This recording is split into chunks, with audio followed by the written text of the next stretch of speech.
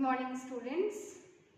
Students, we were discussing about the human environment. And what are human environments? Settlements means human settlements.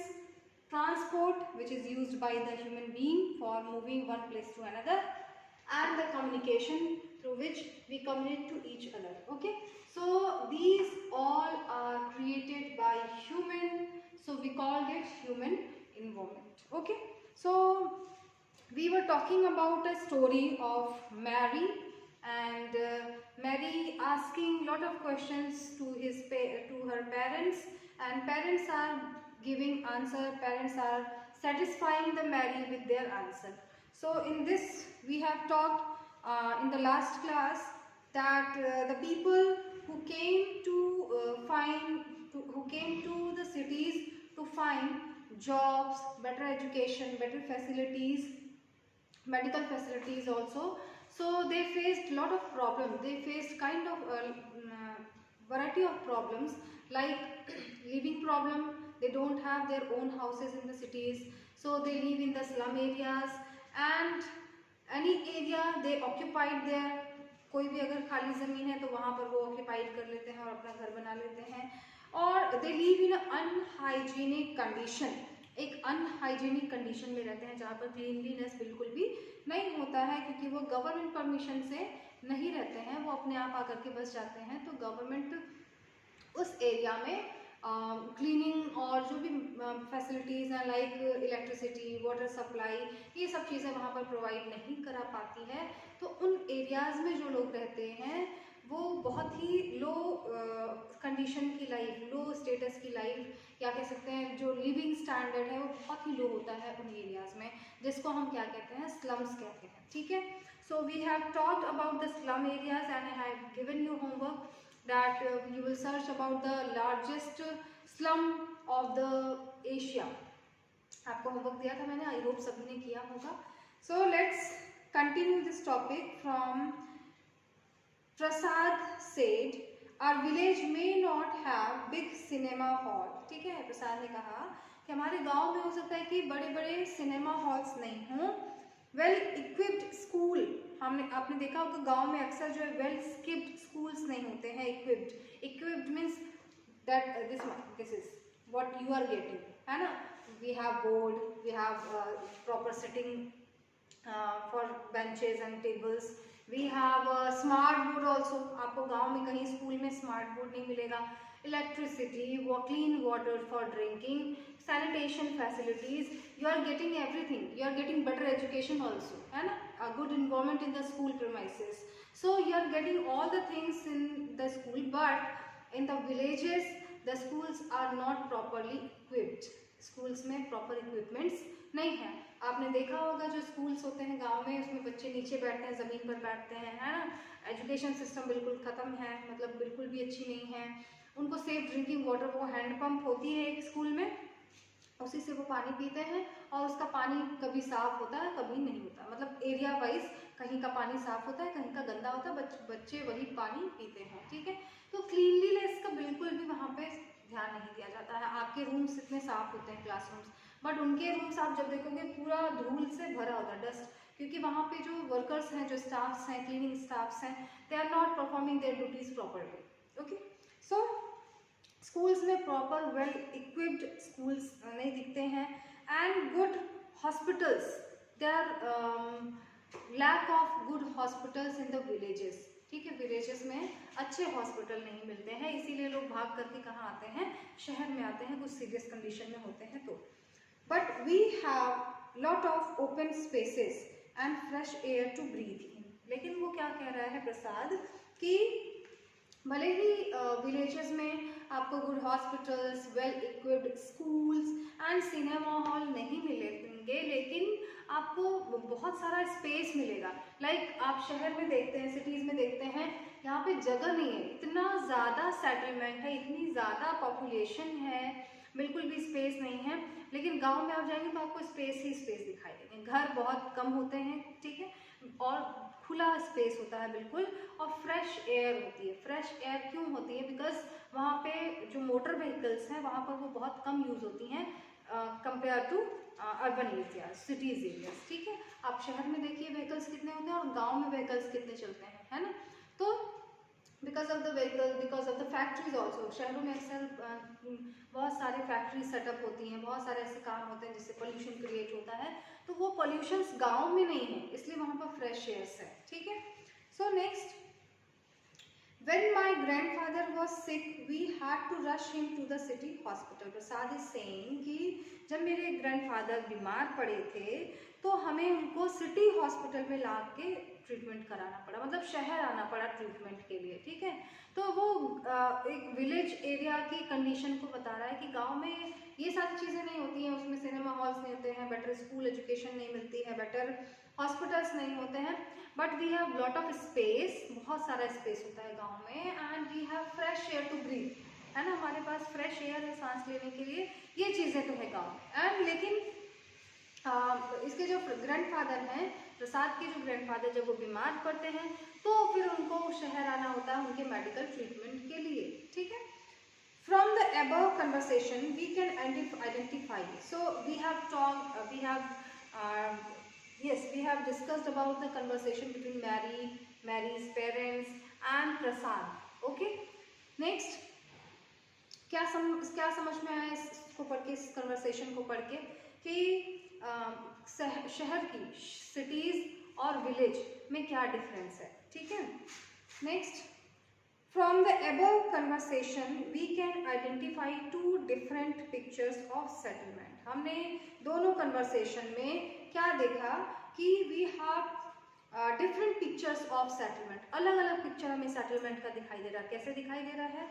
The rural and urban settlement, क्या दिखाई दे रहा है? Rural and urban settlement, we are talking about the settlement ना, हम लोग settlement अभी पढ़ रहे हैं। तो सेटलमेंट्स कितने होते हैं? एक तो रूरल हो गया एंड अर्बन हो गया, ठीक है। तो दोनों में डिफरेंस है, रूरल एंड अर्बन में क्या है? डिफरेंस है, ठीक है। क्या डिफरेंस है? चलो देखते हैं।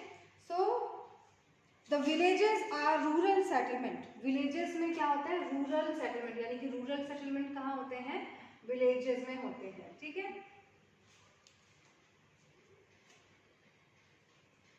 Where people are engaged in activities like agriculture, fishing, forestry, crafts work and trading etc.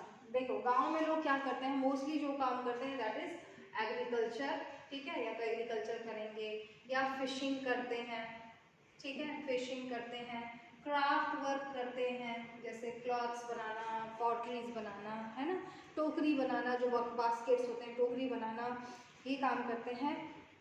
फिर उसके बाद फॉरेस्ट्री, आपने देखा होगा पेड़ पौधे लगाना, फॉरेस्ट लगाना, ठीक है, फॉरेस्ट्री हो गया।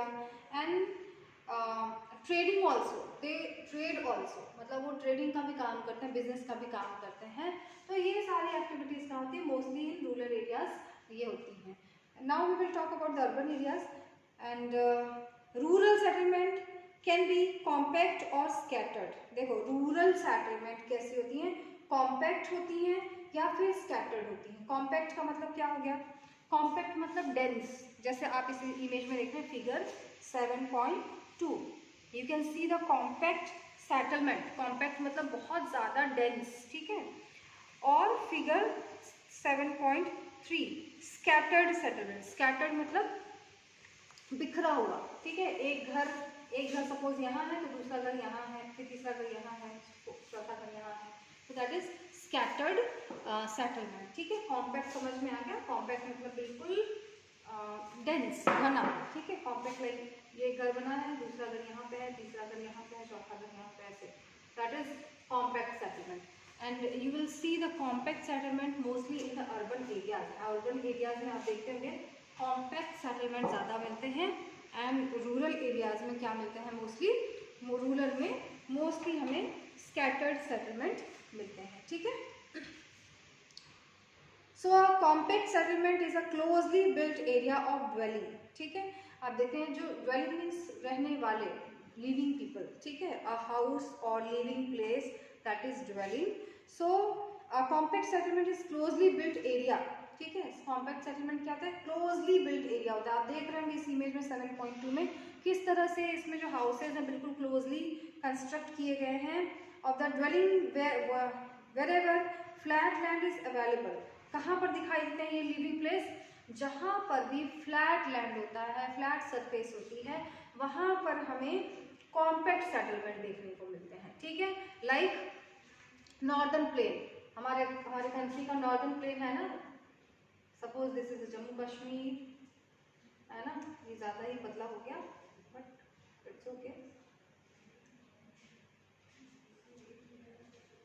हाँ, तो सपोज ये जो हमारा एरिया है ना, दिस इज नॉर्दर्न प्लेन, ठीक है। तो we have plain area in the northern part of country and you will see the compact settlement on the plain area. ये जो प्लेन एरिया है यहाँ पे मोस्टली जो आपको मिलेंगे कैसे सेटलमेंट मिलते हैं?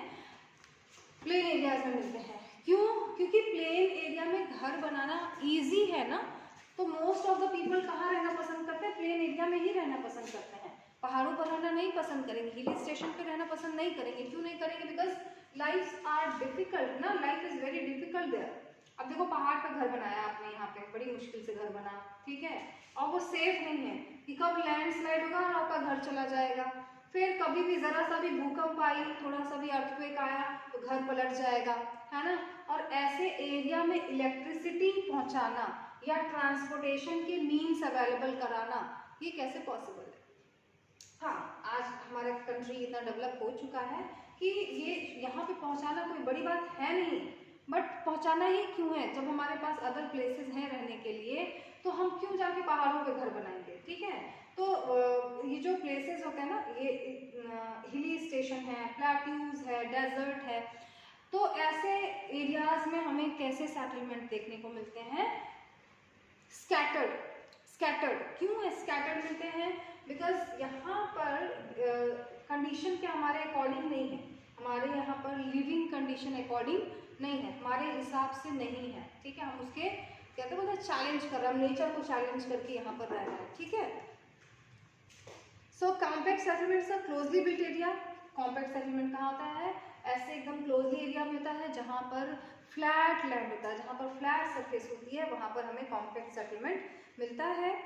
And next, in a scattered settlement dwelling are spaced over an extensive area। देखो बहुत बड़े एरिया पे आप देखेंगे कि सिर्फ कहीं कहीं पर थोड़े थोड़े से घर दिख जा रहे हैं, like figure 7.3, you can see in this figure 7.3, आप देख रहे हैं पूरा ओपन एरिया है, लेकिन फिर भी वहाँ पर घर क्यों नहीं है? घर बहुत कम है, क्योंकि वो फ्लैट एरिया नहीं है, वो हिली एरिया है, और उसमें भी आपको घर जो है वो कहीं पर एक यहाँ बना दिया तो एक यहाँ बना दिया, एक यहाँ बना दिया, इस तरह से घर आपको देखने को मिलते हैं। So this type of settlement is mostly found in हिली ट्रैक्ट्स। ये scattered settlements is mostly found in hilly areas. कहाँ पर मिलते हैं? हिली एरियाज में मिलते हैं। Thick forest and regions of extreme climate कहाँ पर मिलते हैं? सिर्फ हिली एरियाज में ही नहीं, थिक फॉरेस्ट जहाँ पे डेंस फॉरेस्ट होते हैं, घने जंगल होते हैं, and region of extreme climate, ऐसे एरियाज जहाँ पर एक्सट्रीम क्लाइमेट हो, या फिर एक्सट्रीम कोल्ड हो, या फिर एक्सट्रीम गर्मी हो, हॉट हो, ठीक है। तो जैसे डेजर्ट है, डेजर्ट में भी आपको ऐसे ही स्कैटर्ड सेटलमेंट मिलेंगे, या कोल्डेस्ट एरिया है, साइबेरिया है, स्विट्जरलैंड है, या हमारे नॉर्दर्न साइड में जम्मू एंड कश्मीर का जो एरिया है, these are very coldest area, extreme climate areas, ठीक है। मतलब एक्सट्रीम का मतलब बहुत ज़्यादा, अब बहुत ज़्यादा चाहे वो गर्मी का हो चाहे वो सर्दी का हो, है ना। तो गर्मी का यानी कि डेजर्ट, अगर एक्सट्रीम हॉट एरिया है डेजर्ट है, ठीक है। Extreme cold area Siberia, Switzerland, Iceland, है ना। तो ये जो एरियाज हैं ये एक्सट्रीम कोल्ड वाले एरियाज हैं, वहाँ पर भी आपको स्कैटर्ड सेटलमेंट ही देखने को मिलते हैं, ठीक है। In rural areas people build houses to suit their environment. Rural areas में लोग ऐसे घर बनाते हैं जो उनके एनवायरनमेंट से सूट करे, ठीक है। मतलब आपने देखे होंगे ना रूरल जो हाउसेज होते हैं, रूरल हाउसेज किसने किसने देखा है? आई होप सभी ने देखा होगा, सभी जानते हैं, है ना। यस, सो रूरल हाउसेस किससे बनते हैं, वो अपने इन्वायरमेंट से मिलता जुलता बनाते हैं, मतलब इन्वायरमेंट के अकॉर्डिंग अपने घर बनाते हैं। In region of heavy rainfall, rural areas में आपने देखा होगा मड से, है ना, मिट्टी के घर होते हैं, ऊपर क्या होते हैं, झोपड़ी होती है, या तो फिर उसमें वो घास फूस यूज करते हैं, है ना, लकड़ियाँ यूज करते हैं, और वो क्या यूज करते हैं, थैच्ड। थैच्ड मतलब खपरेल, जो मैं आपको ऑलरेडी बता चुकी हूँ, ठीक है, खपरेल की जो छत होती है इस तरह से, गांव में देखा भी होगा आपने, ठीक है। सो वो खपरेल या फिर वो बुशेस श्रब्स वगैरह यूज करते हैं, ये खपरेल है सपोज, ठीक है। इस तरह के घर आपको गांव में देखने को मिलते हैं। So now in next, in region of heavy rainfall, जहां पर हैवी रेनफॉल होते हैं, जैसे चेरापूंजी, ठीक है, मौसिन राम है ना, चेरापूंजी, तो जो हाईएस्ट रेनफॉल एरियाज हैं, they have slanted roof. You can see the slanted roof in figure 7.4, houses on stilts, ठीक है। आप ये इमेजेस देख रहे होंगे। स्लैंटिंग रूफ का मतलब ऐसे, ठीक है, this is slanting roof. Slanting मतलब ऐसे तिरछे टेढ़े, ठीक है, ये दिस इज स्लैंटिंग रूफ, ठीक है। तो इस शेप में वो रूफ बनाते हैं। Places where water accumulate in the rainy season, ऐसे एरियाज जहाँ रेनी सीजन में पानी लग जाता, पानी इकट्ठे हो जाते हैं, जैसे हमारे यहाँ बाढ़ आती तो नहीं, यहाँ नी तक, घुटने तक पानी आ जाता है। तो जो एरियाज जहाँ पर सबसे ज़्यादा बारिश होती है, बहुत ज़्यादा बारिश होती है, तो वहाँ पर भी पानी लगने की समस्या होती है, प्रॉब्लम होती है। तो वो क्या करते हैं, इससे सोल्यूशन के लिए houses are constructed on a raised platform or stilt। तो वो हाउसेस कैसे बनाते हैं अपने, कैसे पानी में रहेंगे, पानी में तो रह नहीं सकते, अगर हमारे जैसे घर होंगे उनके तब तो पानी भर जाएगा, और पानी में वो रह नहीं सकते, बिकॉज ये देखो आप, हमारे यहाँ जब मानसून सीजन आता है, जब रेनी सीजन आता है, तो कंटिन्यू जब 1 महीने बारिश होती है, तो आपने देखा आपके दीवार में सिलन आ जाती है ना, कहीं से पानी आ रहा होता है, दीवार हमारी पूरी भीग के खराब हो जाती है। तो सोचो जहाँ पे हमेशा बारिश होती रहती है, वहां पे इन दीवारों का क्या हाल होगा, ये धीरे धीरे करके खराब हो जाएंगे और टूट जाएंगे, किसी दिन गिर जाएंगे, है ना। तो they construct their houses with wooden material, mostly वो क्या करते हैं, वुडन मटेरियल यूज करते हैं ऐसे जगहों पे। You can see the image in this, देखो ये वुडन हाउसेज हैं, ठीक है, बहुत सुंदर हाउसेज बनाते हैं वो।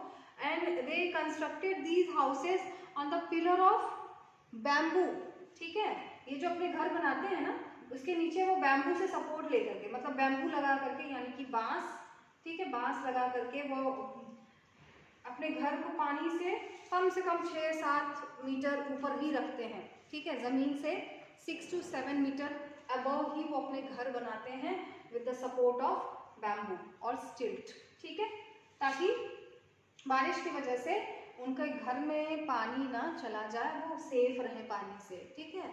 जिन एरियाज में वाटरफॉल ज़्यादा होती है, बहुत ज़्यादा बारिश होती है, तो वहाँ पर जो वाटर एनिमल्स हैं, ठीक है, जो एक्वेटिक एनिमल, वाटर एनिमल्स होते हैं, उनके घर में घुसने के भी चांसेस होते हैं, ठीक है। आपने जोंक का नाम सुना होगा, तो जिन एरियाज में बहुत ज़्यादा हैवी रेनफॉल होती है, वहाँ पर जोंक या और भी कीड़े मकोड़े, उनका घर में घुसने का चांस होता है, और बहुत ज़्यादा वहाँ पर लोग परेशान होते हैं उनसे, ठीक है। रोड पे चल रहे हैं, रोड पे भी वो बहुत ज़्यादा डेंजरस होते हैं, ठीक है। सो they constructed on a raised platform or stilt, you can see in the figure 7.4.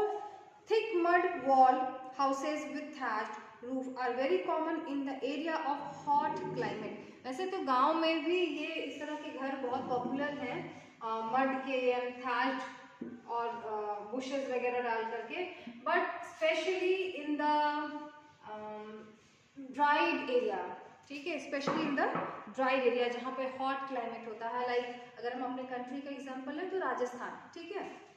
सो इन राजस्थान वहाँ पर बहुत ज़्यादा टेम्परेचर होता है during summer season, so they construct their houses with mud, मिट्टी के घर बनाते हैं, ठीक है, जिसकी वॉल बहुत मोटी होती है, दीवार बहुत मोटी होती है, ठीक है। अभी मैं बताती हूँ क्यों मोटी होती है।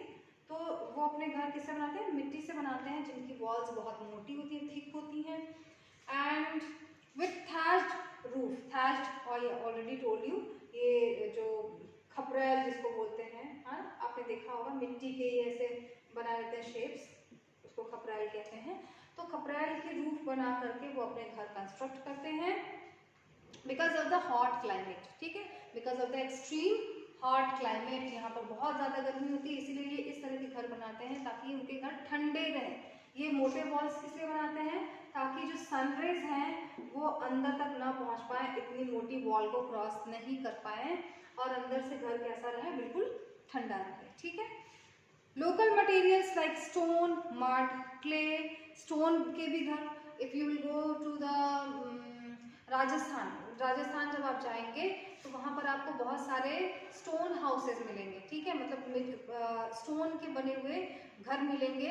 स्टोन के घर इसलिए बनाते हैं वो ताकि सन रेज रिफ्लेक्ट होकर के वापस चली जाए, ठीक है, आए और रिफ्लेक्ट होकर के वापस चली जाए, ठीक है। तो स्टोन के घर बनाते हैं ताकि घर ठंडा रहे।